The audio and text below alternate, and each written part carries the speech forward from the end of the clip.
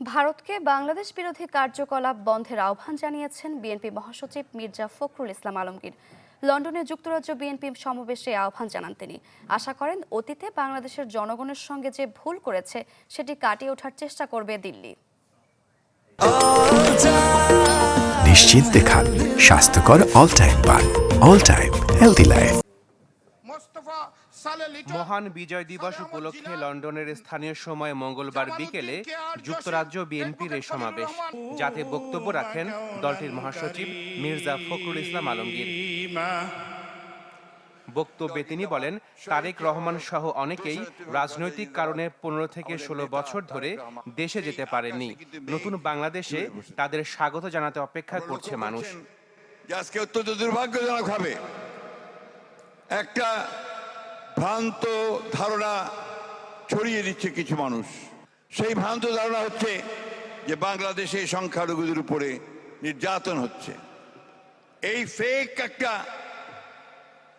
Information, এই disinformation ছড়িয়ে দিয়ে বাংলাদেশে আবারও একটা সমস্যা সৃষ্টি করবার পায়ে তারা চলছে। বন্ধুগণ, মির্জা ফখরুল অভিযোগ করেন, বাংলাদেশের সংখ্যালঘু নির্যাতন নিয়ে অপপ্রচার করছে একটি মহল। বিষয়টিতে নেতাকর্মীদের সতর্ক থাকার পরামর্শ তার।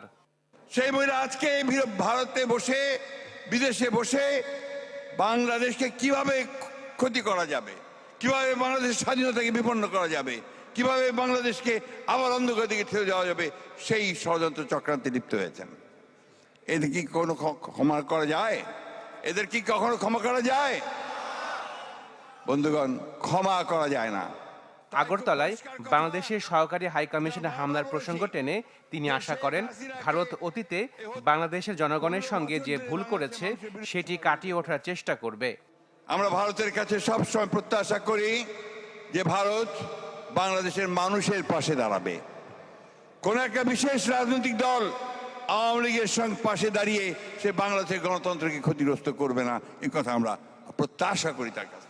আমরা আশা করি যে ভারত তার যে অতীতে এই যে ভুল করেছে এবং বাংলাদেশের মানুষের সঙ্গে যে বিচ্ছিন্নতা সৃষ্টি করেছে, এটাকে তারা কাটিয়ে ওঠার চেষ্টা করবে এবং তাদের এখন যে কার্যকলাপ যারা বাংলাদেশের বিরুদ্ধে করছে সেই কার্যকলাপগুলোকে তারা বন্ধ করবে।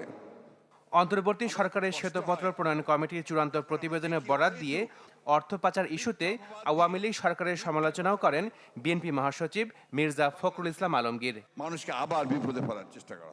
Ashikin Prince, channel 24, Dhaka.